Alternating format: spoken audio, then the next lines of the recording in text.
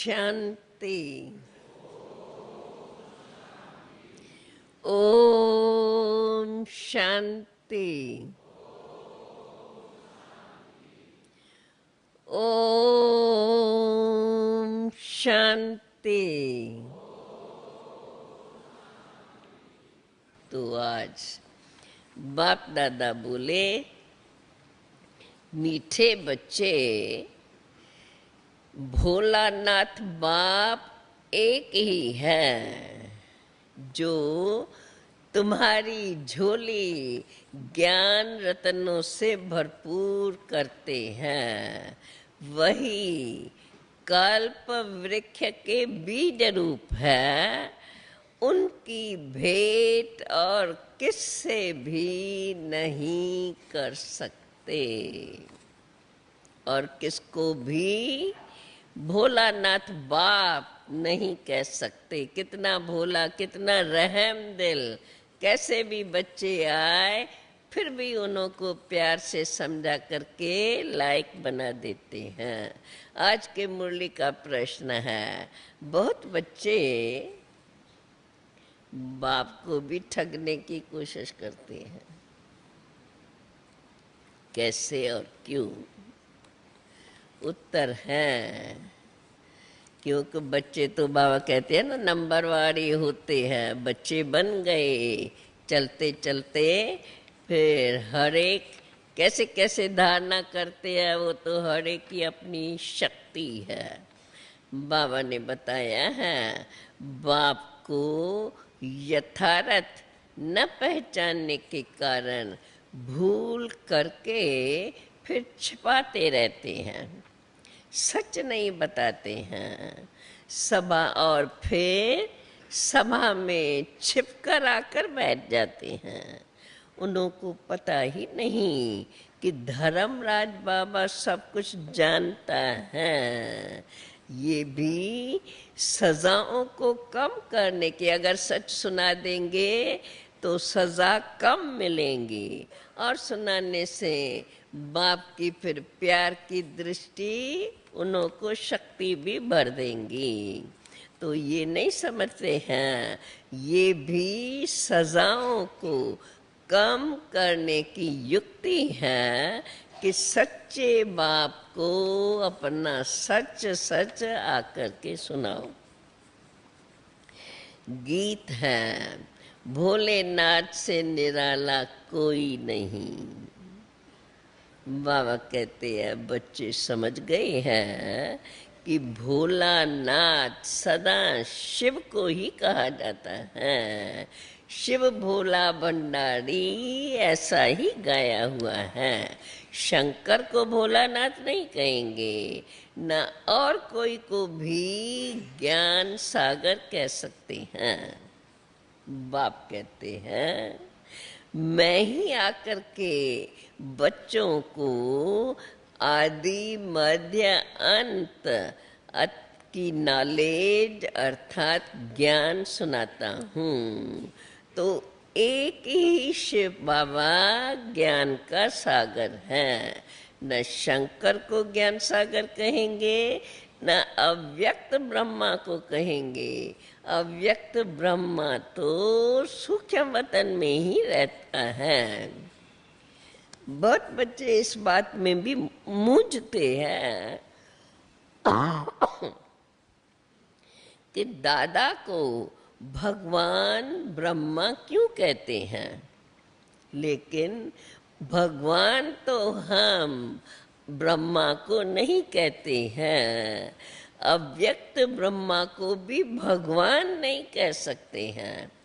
अभी बाप समझाते हैं, मैं ही शिव बाबा बोले, मैं ही तुम्हारा परलौकिक पिता हूँ। परलोक किसको कहा जाता है? परलोक न स्वर्ग को कहा जाता है, न नर्क को कहा जाता है। जो इस धरती पर पाठ चलता है उसको परलोक नहीं कहा जाता है। परलोक अर्थात परे ते परे लोक, परे ते परे धाम, जिसको परम धाम कहा जाता है, जहाँ सर्व आत्माएं, आत्मा के रूप में सर्व आत्माएं और परमात्मा का निवास है। इसलिए इनको कहते हैं परम पेय। इसलिए शिव बाबा को क्या कहा जाता है? परम पेय, परम पिता, परम पेय, परम पिता, परमात्मा। क्योंकि वो परलोक में रहने वाला है, इसलिए परलोक अक्षर परम पिता से लगाया गया है। अर्थात परलोक में रहने वाले भक्ति मार्ग वाले भी प्रार्थना करेंगे तो आंखें जरूर उन्हों की ऊपर जाएंगी, भले बंद भी करेंगे तो भी जैसे ऊपर के तरफ उन्हों की नजर रहती है। बाप समझाते हैं, मैं सारे कल्प में एक ही बार आता हूँ। इस सारे कल्प वृक्ष, सृष्टि रूपी कल्प वृक्ष का मैं ही बीज रूप हूँ। एक शिव के सिवाय कोई भी अपने को क्रिएटर नहीं कह सकते। वही एक क्रिएटर है, बाकी सब उनकी क्रिएशन है। अब क्रिएटर ही तो क्रिएशन को वर्षा देते हैं। सब कहते हैं हमको ईश्वर ने अथवा खुदा ने पैदा किया है, तो उस एक ईश्वर को ही सभी मनुष्य आत्माएं अपना फादर कहेंगी।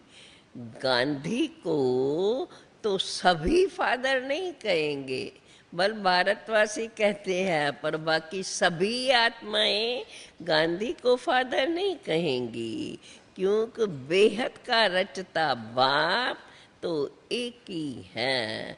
वही बाप तुम बच्चों को समझाते हैं, मैं तुम्हारा परलौकिक परम पिता हूँ। बाकी आत्माएं तो सब एक जैसी हैं, कोई छोटी बड़ी नहीं होती हैं। जैसे ज्ञान सूर्य, ज्ञान चंद्रमा और ज्ञान सितारे, इस सूर्य चांद और सितारों के तो साइज में अंतर है, लेकिन आत्माओं का साइज सबका एक जैसा है। बाप कहते हैं मैं कोई साइज में बड़ा नहीं हूँ, परंतु परम धाम का रहने वाला हूँ, इसलिए मुझे परम आत्मा कहते हैं। परमात्मा कोई मैं साइज में बड़ा नहीं हूँ, परंतु परे ते परे धाम में सदा रहता हूँ, इसलिए मुझे परमात्मा कहते हैं। और परमात्मा में ही तो ये सारा आदि मध्य अंत का ज्ञान समाया हुआ है। वो कहते हैं, परमात्मा कहते हैं, जैसे मैं अशरीरी हूँ वैसे आत्माएं भी कुछ समय परम धाम में अशरीरी रहती हैं। बाकी स्टेज पर जानते हैं ना, बाबा ने ये समझाया है, जब तक आत्मा सृष्टि मंच पर पाठ बजाए तब तक तो उसको अशरीरी ही परम बनकर परम धाम में रहना होता है।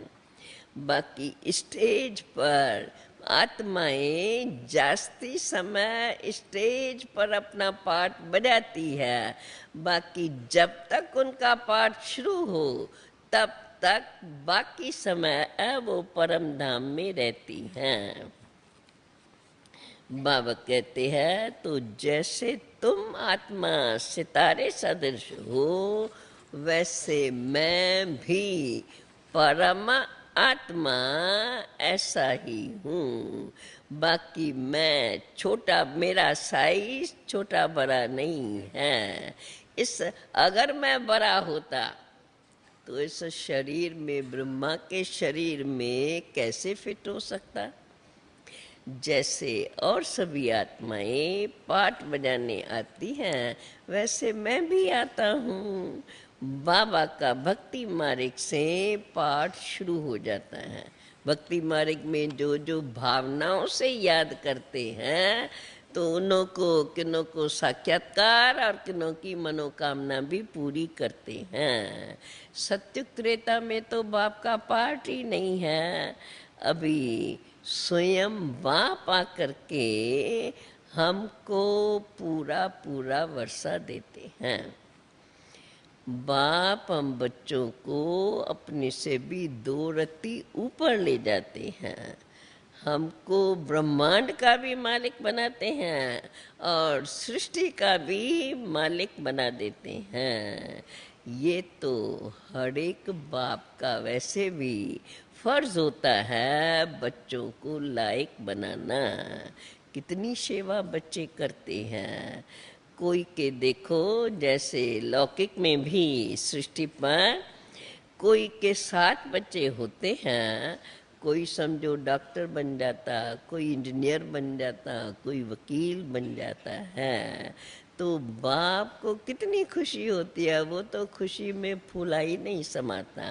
और लोग भी उन्हों की सराहना करते रहते हैं कि देखो बाप ने अपने सभी बच्चों को पढ़ा करके लायक बनाया है।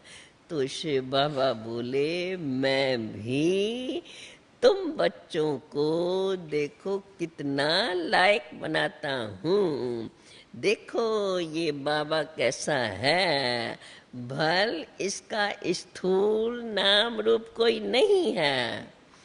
दूसरे के तन में प्रवेश करके पढ़ाते हैं, परंतु ये हूबहू कलप पहले वाली पाठशाला है। तो जरूर गीता के भगवान ने ही गीता पाठशाला बनाई है, जहाँ सबको ये ज्ञान घास, ज्ञान अमृत पिलाते हैं। कोई कहते कृष्ण की गौशाला गाई हुई है, और कोई फिर कहते हैं ब्रह्मा की। लेकिन है क्या, वास्तव में है क्या? ये जो भिन्न भिन्न एक जो यथार्थ बात होती है वो तो एक ही कही जाती है। अभी कोई कहते हैं कृष्ण की और कोई कहते हैं ब्रह्मा की। तो बाबा बताते हैं, जो शिव बाबा को शरीर न होने के कारण, जो शिव बाबा ने ब्रह्मा का तन लिया, तो बाकी कृष्ण को तो गौ पालने की दरकार नहीं। शिव बाबा ने जो ब्रह्मा का तन लिया, तो ब्रह्मा के द्वारा ही ये पाठशाला खोली, जहाँ बच्चों को ये ज्ञान अमृत पिलाते हैं। शास्त्रों में तो फिर गैया दिखाते हैं ना, कृष्ण ने गैया पाली थी, तो बाबा उस बात को सिद्ध कर रहे हैं। कृष्ण को तो गौ पालने की दरकार ही नहीं। कृष्ण को वैसे माताओं कन्याओं को भी तो गौ कहते हैं ना, माता को गौ माता कहते हैं। कृष्ण को तो पतित पावन नहीं कह सकते। देखो गांधी जी ने भी गीता को उठा करके मुख से सीताराम उच्चारण करते रहते थे, क्योंकि समझते हैं वही राम है, वही कृष्ण है, सब में भगवान मान लिया है, तो उस हिसाब से उसने सीताराम कह दिया है। बाबा कहते हैं पहले तो भक्ति मार्ग में ऐसे ही समझ में आता था। अब तो बाबा ने, ब्रह्मा बाबा बोले, अब तो बाबा ने हम सब के बुद्धि का ताला खोल दिया है। सभी को कब्र से निकाल, अज्ञान नींद में जो सब सोए पड़े थे, वापस अब बाप अपने साथ ले जाते हैं। अब देखो ये सब मच्छरों के सदृश जाएंगे, इतनी अनेक, अभी कितनी आत्माएं सृष्टि के अंदर, अनेक धर्म, अनेक मनुष्य संख्या। जब एक धर्म की स्थापना हो जाएंगी तो ये सब कहाँ जाएंगे? मच्छरों सदृश चले जाएंगे। फिर जब ड्रामा का चक्कर चलता रहेगा तो फिर धीरे धीरे सत्य त्रेता में थोड़ी संख्या, द्वापर से लेकर धीरे धीरे आत्माएं उतरती उतरती अपने समय पर आकर के पाठ बजाएंगी। बाबा कहते हैं अभी तुमको बाप समझाते हैं, बच्चे मुझ एक को याद करो। देखो स्टूडेंट भी तो टीचर को याद करता है। तुमको भी देखो बाप टीचर बन करके पढ़ाते हैं। यही तुम्हारा बाप भी है, शिक्षक भी है और सत्य गुरु भी है। तीनों का फोर्स है। फिर भी देखो कहीं पूरा न पहचानने के कारण फिर भी बाप को भूल जाते हैं।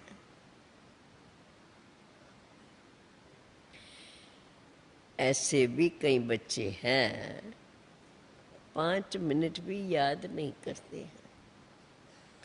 तब बाप कहते हैं अहो मम माया, मैं आकर के बच्चों का ताला खोलता हूँ और तुम फिर उन्हों का बंद कर देती हो। क्योंकि ये तो जरा भी अगर विकार में गया तो बुद्धि का ताला लॉकअप हो जाता है। फिर भी बाप कहते हैं बच्चे फिर भी सच सुनाने से तुम्हारी सजा कम हो जाएंगी। अगर जैसे देखो जब कोर्ट में कोई पाप करता है, कोर्ट में केस चलता है और अगर कोई दोषी अपना जज को जाकर के अपना सच बताएगा तो उनको फिर सजा कम देते हैं। बाबा भी ऐसे ही करते हैं। अगर कोई बुरा काम करके छिपाता है तो उसको तो बहुत कड़ी सजा मिलती है। धर्मराज से कुछ छिपाना नहीं चाहिए। ऐसे बहुत हैं जो विकार में जाकर फिर छिप कर आके सभा में बैठ जाते हैं, लेकिन धर्मराज से क्या छिपा सकते हैं। परंतु निश्चय नहीं है तो ऐसे बच्चे बाप को ठगने की कोशिश करते हैं। लेकिन भल वो समझते हैं साकार को करके ठग लेंगे, परंतु निराकार बाप तो सब जानते हैं, उनसे तो छिपा ही नहीं सकते हैं। वो निराकार बाप इसलिए तुम्हें इस तन के द्वारा ये सारी शिक्षा भी वही दे रही है।